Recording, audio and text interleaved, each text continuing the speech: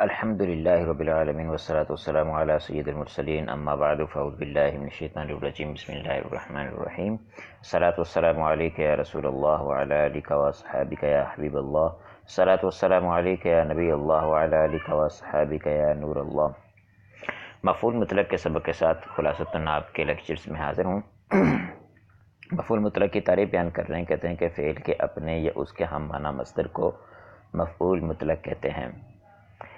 فعل کا اپنا مصدر ہونے کا مطلب یہ ہے کہ جو فعل جس مصدر سے مشتق ہے وہ مصدر اس کے بعد آ جائے فعل کے بعد، یا پھر اس کا ہم معنی مصدر۔ ہم معنی مصدر ہونے کا مطلب یہ ہے کہ یا تو دوسرے باب سے ہو، ضروری نہیں ہے کہ مادہ تبدیل ہو۔ ایک بعض اوقات ایسا ہوتا ہے کہ دو باب جو ہوتے ہیں وہ ایک ہی معنی میں استعمال ہوتے ہیں، تو پہلے دو باب ایک معنی میں استعمال ہوں، اس صورت کے اندر بھی اس کا ہم معنی مصدر ہو سکتا ہے، اور دوسری صورت ہم معنی مصدر ہونے کی یہ ہو سکتی ہے کہ وہ فعل ہی جو ہے وہ کسی اور باب سے آیا ہوا ہو، یعنی کسی اور مادے سے ہو، اور مادے سے ہونے کے ساتھ اسی معنی میں ہو۔ مثال دے رہے ہیں دونوں کی، ضربت دربن کے اندر ضربہ کا جو مصدر ہے دربن، اس کو ذکر کیا، یہ مفعول مطلق ہے، اور قعدت جلوسن اس مثال کے اندر قعدہ جس مادے سے ہے اس مادہ سے جلسہ نہیں ہے۔ جلسہ جلوس جیم لام اور سین مادہ ہے، اور اس پیچھے والے کا کاف عین اور دال ہے، لیکن دونوں کا معنی ایک ہے بیٹھنا، تو اس وجہ سے جلوسن اس کا مفعول مطلق بن سکتا ہے۔ مفعول مطلق کے اقسام بیان کر رہے ہیں، کہتے ہیں مفعول مطلق کی تین قسمیں ہیں، مفعول مطلق تاکیدی، نوعی اور عددی۔ جو مفعول مطلق فعلۃ ان کے وزن پر ہو، یا مضاف ہو یا موصوف ہو، تو مفعول مطلق نوعی ہوتا ہے۔ اچھا، اس عبارت سے بھی آپ دیکھ سکتے ہیں، کچھ طلبہ میرے سے اس بارے میں سوال کرتے ہیں، جو میں نے بات کی تھی کہ مضاف اور مضاف الیہ میں سے مضاف جو ہے وہ ماقبل جملے کے ساتھ تعلق رکھے گا۔ میں نے فاعل ہونے کی بات کی تھی، تو میں نے کہا تھا کہ مرکب اضافی فاعل نہیں بنتا بلکہ مضاف فاعل بنے گا۔ اسی طرح سے مرکب توصیفی فاعل نہیں بنتا، موصوف جو ہے وہ فاعل بنے گا۔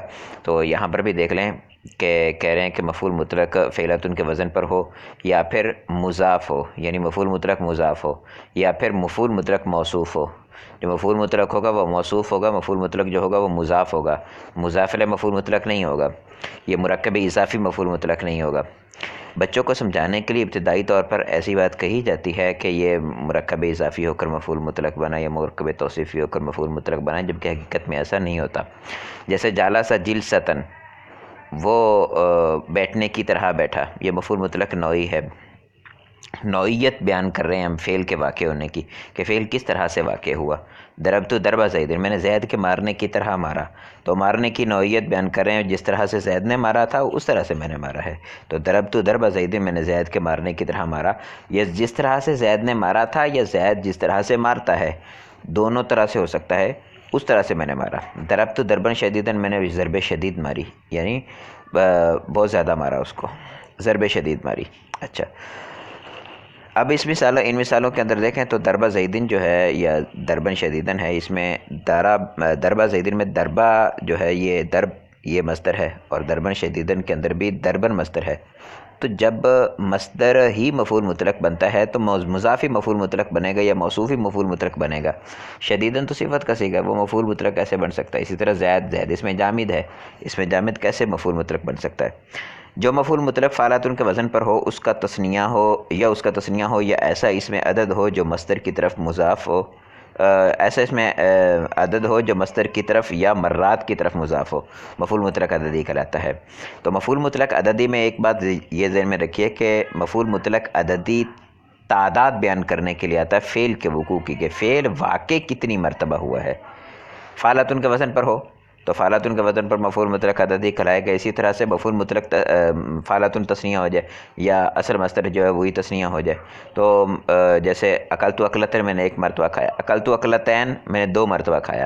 یا پھر مفعول مطلق کا جو مصدر ہے اس کی طرف کوئی اس میں عدد مضاف ہو جائے۔ اچھا، یہ مضاف ہونے کا جو انہوں نے فرمایا وہ 3 سے لے کر 10 تک اس میں عدد مضاف ہوتے ہیں، یہ ضروری نہیں ہے کہ مضاف ہی ہو، یعنی اس میں عدد کے ساتھ آئے، تو اس میں عدد اس فعل کے وقوع کی ایک پہ تو دلالت کرنے کے لیے ٹھیک ہے آپ واحد لا سکتے ہیں، دو پہ تثنیہ لا سکتے ہیں، لیکن جمع کے لیے آپ اگر تعداد معین بیان کرنا چاہ رہے ہیں کہ اتنی مرتبہ یہ کام ہوا ہے تو اس کو بیان کرنے کے لیے اس کے ساتھ آپ کو جو ہے اس میں عدد لگانا پڑے گا، اور اس میں عدد میں صورتحال یہی ہوتی ہے کہ 3 سے لے کر 10 تک کے اسماء عدد جو ہوتے ہیں وہ ان کی تمیز جمع اور مجرور ہوتی ہے، اور اس سے اوپر 99 تک جتنے بھی اسماء عدد ہیں ان سب کی تمیز جو ہے وہ مفرد اور منصوب ہوتی ہے۔ الف اور میا کی جو تمیز ہے وہ مفرد اور مجرور ہوتی ہے، ٹھیک ہے۔ تو اسی کے اعتبار سے آپ دیکھیں گے اس میں ضروری نہیں ہے کہ آپ مضاف ہی کریں ہمیشہ۔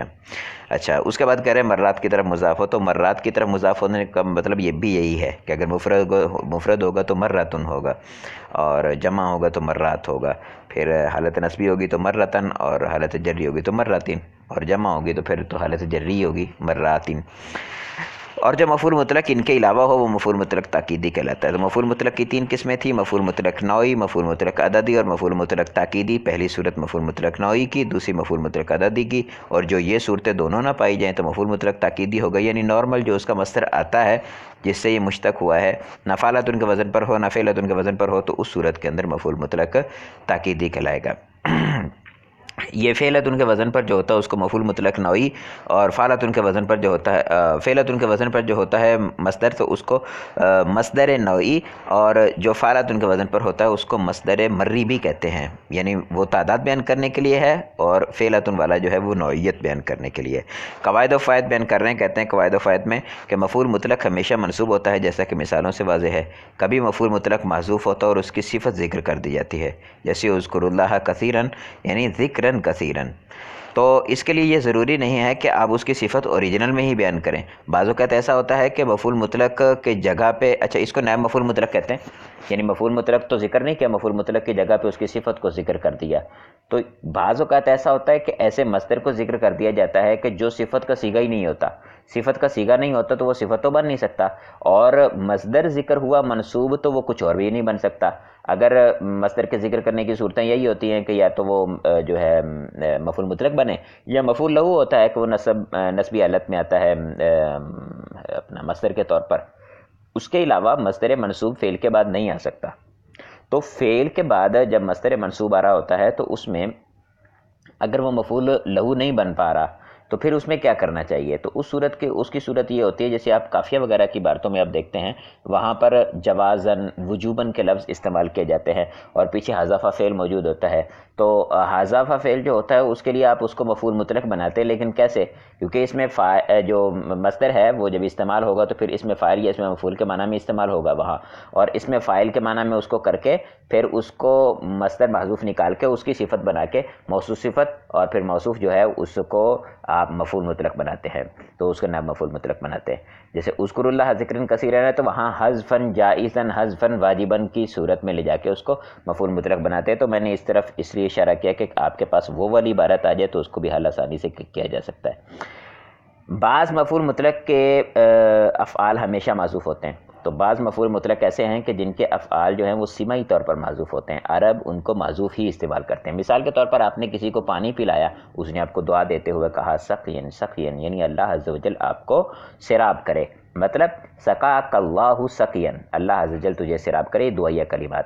حمدن، آپ کو کسی نے نعمت کی خوشخبری سنائی، آپ نے کسی عربی کو نعمت کی خوشخبری سنائی، اس نے اس پہ حمد بیان کی، حمدن حمدن یعنی اللہ تعالیٰ کی میں حمد بیان کرتا ہوں، حمدت اللہ حمدن، تو یہاں بھی فعل کو حذف کرتے ہیں۔ اسی طرح سے آپ نے کوئی چیز تحفے میں کسی کو دی، اس نے آگے سے کہا یہ شکرن شکرن، تو شکرن کا مطلب شکر تو شکرن، میں تمہارا شکریہ ادا کرتا ہوں۔ اس کے علاوہ بھی آتے ہیں کچھ، آپ دیکھیں تو نصاب النحو کے اندر بھی موجود ہے، دعوت اسلامی کی ویب سائٹ پہ dawatIslami.net پہ رکھی ہوئی ہے، اس میں بھی آپ دیکھ سکتے ہیں مزید مفعول بھی آتے ہیں۔ اس کے علاوہ دیگر کتابوں میں بھی آپ دیکھ سکتے ہیں جن کے فعل جو ہیں وہ سماعی طور پر محذوف ہوتے ہیں، بقیہ تتبع کلام عرب سے معلوم ہو سکے گا۔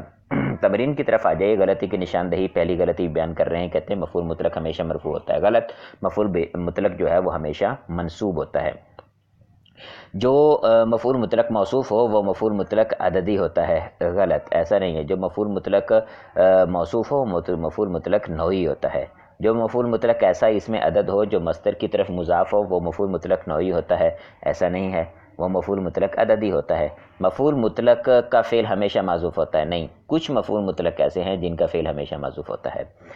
درج جملوں میں مفعول مطلق اور اس کے قسم متعین کیجیے۔ تو یہاں پر مفعول مطلق کو بھی متعین کرنا، پھر اس کی قسمیں بھی۔ تدور الشمس دورۃ فی یوم، سورج دن میں ایک چکر لگاتا ہے، تو دورتن ایک چکر لگاتا ہے تو مفعول مطلق ہے اور عددی ہے دورہ۔ کلم اللہ موسیٰ تکلیما، اللہ تعالیٰ نے موسیٰ علیہ السلام سے خوب کلام فرمایا، تو تکلیما جو ہے یہ مفعول مطلق تاکیدی ہے۔ وثب خالد وثوب الاسد، وثبا کا معنی ہوتا ہے چھلانگ لگانا، کودنا، تو خالد شیر کے کودنے کی طرح کودا، تو نوعیت بیان ہو رہی ہے، تو وثوب جو ہے یہ مفعول مطلق نوعی ہوگا۔ ضربت الحیۃ ضربتن، میں نے سانپ کو ایک ضرب ماری۔ یہاں دیکھیں اس بات کو آپ ابھی تھوڑا نوٹ کریں گے کہ ضربتن لائے ہیں تو معنی ہوا ایک ضرب ماری، اور اگر ہوتا ضربت الحیۃ ضربن تو مطلب یہ ہوتا ہے کہ میں نے سانپ کو خوب مارا۔ جالس زید جلسۃ الامیر، زید جو ہے امیر کے بیٹھنے کی طرح بیٹھا، تو یہاں پر مفعول مطلق نوعی ہے، اور وہ مفعول مطلق ضربتن جو تھا وہ تاکیدی تھا۔ ادب الاستاد تلمیذ تادیبا، استاد نے طالب علم کو خوب ادب سکھایا، تو تادیباً جو ہے مفعول مطلق تاکیدی ہے۔ قاتل زید قتالا، زید نے خوب قتال کیا، جنگ کی، جہاد کیا، تو قتال جو ہے یہ مقاتلہ جو باب ہے باب مفعلہ سے، تو باب مفعلہ سے خلاف قیاس باب جو ہے وہ فعال ان کے وزن پر بھی آتا ہے، تو وہ اسی کا باب ہے۔ ورتل القرآن ترتیلا، قرآن پاک کو خوب ٹھہر ٹھہر کر پڑھیے، یہ امر ہے۔ ورتل، ورتل امر تھا، آگے ملانے کے لیے اجتماعی ساکنہ سے بچنے کے لیے اس کو متحرک کیا، اور جب ساکن کو متحرک کیا جاتا ہے تو کسرہ سے حرکت دی جاتی ہے، تو ورتل القرآن ترتیلا، ترتیل مصدر ہے رتل کا، باب تفعیل۔ انا فتحنا لک فتحا مبینا، ہم نے آپ کو واضح فتح دی، تو یہ مفعول مطلق نوعی ہے کہ مفعول مطلق فتحن جو ہے اس کی صفت مبینہ آ رہی ہے۔ امبت اللہ نباتن، اللہ تعالیٰ نے خوب پیدا فرمایا اس کو، سبزے کو، پودوں کو، یوں کہہ لیجیے، تو نبات مصدر ہے انبتا کا۔ قرأت القرآن سبع قراءۃ، میں نے 7 مرتبہ قرآن پاک پڑھا۔ یہ قراءات جو ہے یہ قراءت ان کی جمع ہے، 7 قراءت۔ اگر آپ کہنا چاہ رہے ہیں کہ میں نے 7 قراءتیں پڑھی، بعض ممکن ہے اس کا ترجمہ کریں 7 قراءتیں، تو قرأت القرآن بسبع قراءات کہیں گے، پھر مطلب ہوگا کہ میں نے 7 قراءتیں پڑھی۔ ہمارا لیکچر اختتام کو پہنچا، کسی قسم کا کوئی سوال کو مشورہ دینا چاہیں تو آپ ڈسکرپشن میں موجود واٹس ایپ نمبر پہ رابطہ کر سکتے ہیں۔ السلام علیکم ورحمۃ اللہ وبرکاتہ۔